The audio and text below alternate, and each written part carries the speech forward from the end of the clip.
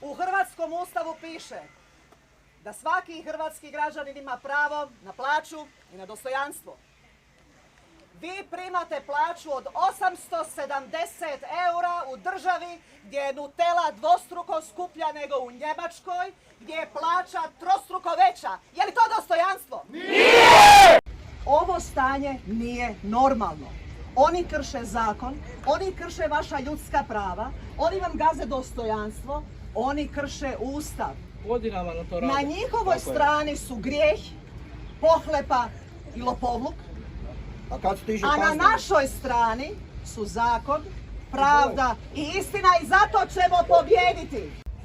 Podnijet ću kaznenu prijavu protiv predsjednika uprave PIK Vrbovca, protiv Fabrisa Peruška, protiv Pavla Gludovca.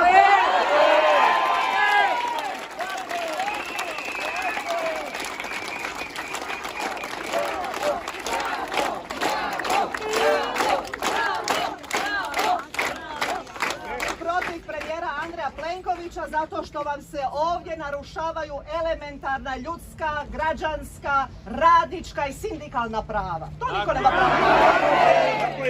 Da ovo što vaša uprava radi vama, radi bilo koja uprava u Češkoj, Sloveniji, Austriji, svi bi završili u zatvoru, svi, taj tren.